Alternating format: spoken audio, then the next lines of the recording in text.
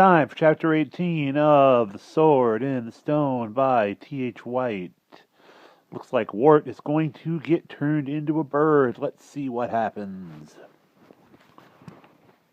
The Wart lay awake, as he had been instructed to do. He was to wait until Kay was asleep, and then Archimedes would come for him with Merlin's magic.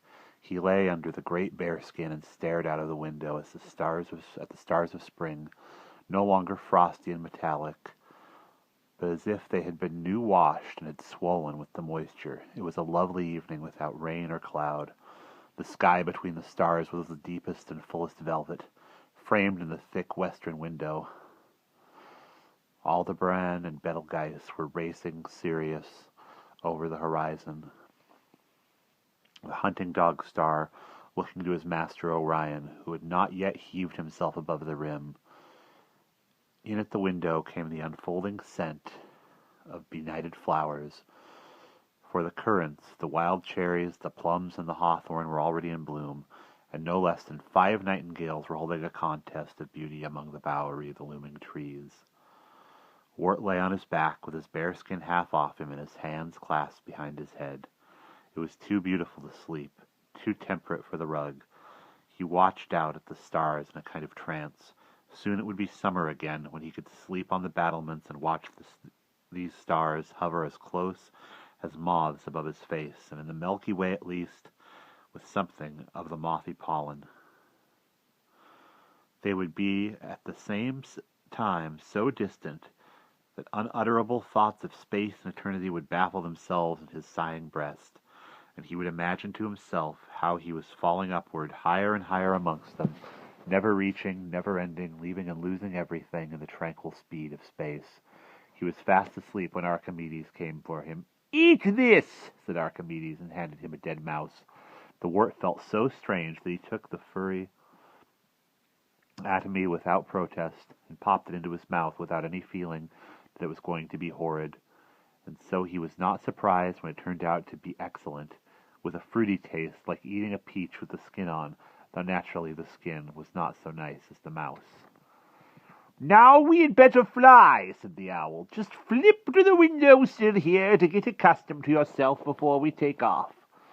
Wart jumped for the sill and automatically gave himself an extra kick with his wings, just as a high jumper swings his arms. He landed on the sill with rather a thump, as owls are apt to do, did not stop himself in time, and toppled straight out of the window. "This," he thought to himself cheerfully, "is where I break my neck." It was curious, but he was not taking life at all seriously. He felt the castle walls shrieking past him, and the ground, and the moat swimming up. He kicked with his wings, and the ground sank again, like water in a leaking well. In a second, that kick of his wings had lost its effect, and the ground was welling up again. He kicked again. It was extraordinarily queer going forward like this, with the earth ebbing and flowing beneath him, in the utter silence of his down-fringed feathers. "For heaven's sake!" panted Archimedes, bobbing up and down in the dark air beside him. "Do stop flying like a woodpecker. Anyone would take you for a little owl if the brutes had been invented. What you are doing is to give yourself flying speed with one flick of your wings. Then you rise on that flick until you have lost flying speed and begin to stall. Then you give another just as you are beginning to drop out of the air and do a switchback. It's extremely confusing to keep up with you." "Well," said the Wart recklessly, "if I stop doing this, I shall just go bump altogether." "Idiot!" said the owl. "Wave your wings all the time, like me, instead of doing these solitary bounds." The Wart did what he was told, and was surprised to find that the ridiculous earth became stable again and moved underneath him without tilting in a regular pour. He did not feel himself to be moving at all. "That's better!" "How curious everything looks," observed the Wart with some wonder, now that he had time to look about him. And indeed, the world did look curious. In some ways, the best description of it would be to say that it looked a little like a photographer's negative, for he was seeing one ray beyond the spectrum which is visible to human beings. An infrared camera will take photographs in the dark. when we cannot see, and it will also take photographs in daylight. The owls are the same, for it is quite untrue that they can only see at night.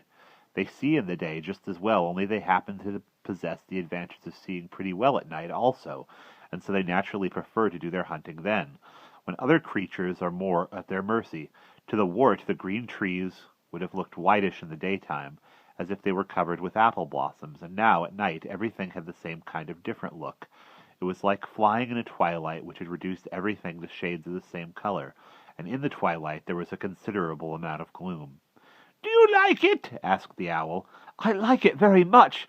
Do you know, when I was a fish there were parts of the water which were colder or warmer than the other parts, and now it is the same with the air."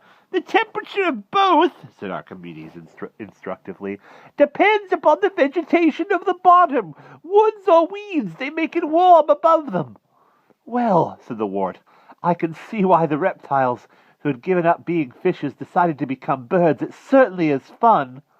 "Are you beginning to fit things together?" remarked Archimedes. "Do you mind if we sit down?" "How does one?"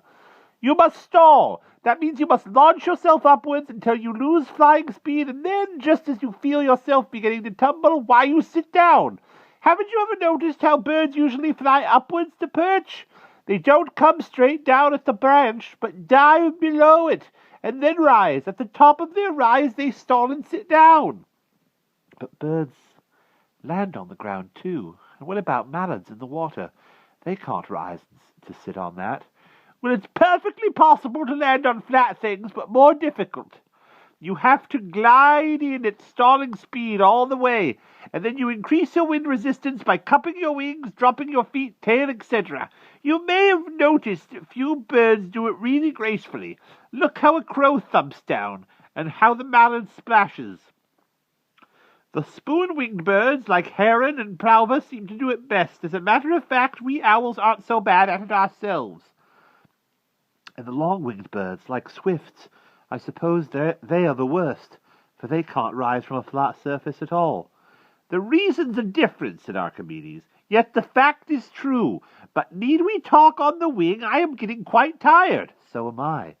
"Owls usually prefer to sit down every few 100 yards. The wart copied Archimedes, and zooming up toward the branch which they had selected, he began to fall just as they were above it, clutched it with his furry feet at the last moment, swayed backwards and forwards twice, and found that he had landed successfully. He folded up his wings. While the wart sat still and admired the view, his friend proceeded to give him a longish lecture upon flights in birds. He told how, although the swift was so fine a flyer that he could sleep on the wing all night, and although the wart himself had claimed to admire the way in which rooks enjoyed their flights, the real Aryan out of the lower strata, which cut out the swift, was the plover. He explained how plovers indulged in acrobatics, and would actually do such stunts as spins, stall turns, and even rolls, for the mere grace of the thing. They were the only birds which made a practice of slipping off height to land.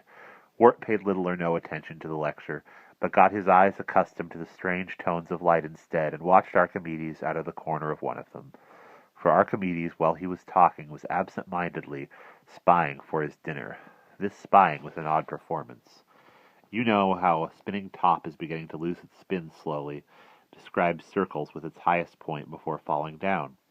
The leg of the top remains in the same place, but the apex makes circles which get bigger and bigger toward the end. This is what Archimedes was absent-mindedly doing. His feet remained stationary, but he moved the upper part of his body round and round, like something trying to see behind a fat lady at a cinema, and uncertain which side of her gave the best view. As he could also turn his head almost completely round on his shoulders, you may imagine that his antics were worth watching. "What are you doing?" asked the wart. But even as he asked, Archimedes was gone. First, there had been an owl talking about plover. Then there was no owl. Only far below the wart there was a thump and a rattle of leaves, as an aerial torpedo went smack into the middle of the bush, quite regardless of obstructions. In a minute, the owl was sitting beside him again on the branch, thoughtfully breaking up a dead sparrow. "May I do that?" asked the wart, inclined to be bloodthirsty. "As a matter of fact," said Archimedes, after waiting to crop his mouth full. "You may not. That magic mouse which turned you into an owl will be quite enough for you. After all, you've been eating as a human all day, and no owl kills for pleasure. It simply isn't done. Besides, I am supposed to be taking you for your education, and as soon as I have finished my snack here, that is what we shall have to do." "Where are you going to take me?" Archimedes finished his sparrow, wiped his beak politely on the bough, and turned his tender eyes full upon the wart. Those great round eyes had, as a famous writer has expressed it, a bloom of light upon them, like the purple bloom of powder on a grape. "I am going to take you where no human being has ever been, to see my dear mother, Athena, the goddess of wisdom." And that is a good place to pause.